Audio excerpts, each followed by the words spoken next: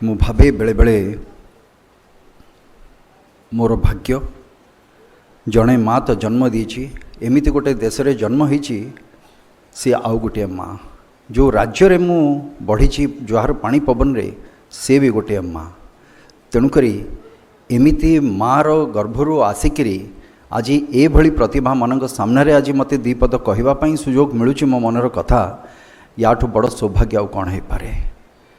ଏବଂ ଯେଉଁ ପ୍ରତିଭାର ଅଧିକାରୀ ଆପଣମାନେ, ମୁଁ ତ ଚଳଚ୍ଚିତ୍ରରେ କାମ କରୁଛି, ଗୋଟେ କଳାକାରଟେ, କିନ୍ତୁ ଏ ଭିତରେ ଅନେକ ବ୍ୟକ୍ତିତ୍ୱ ଅଛନ୍ତି ଯାହାଙ୍କ କଥା, ଯାହାଙ୍କ ନିର୍ଦ୍ଦେଶନା, ସେଇଥିରେ ମୋ ଚଳଚ୍ଚିତ୍ର ଜୀବନର ପାଖାପାଖି 34 ବର୍ଷ ମୁଁ ବିତେଇ ଦେଇଛି।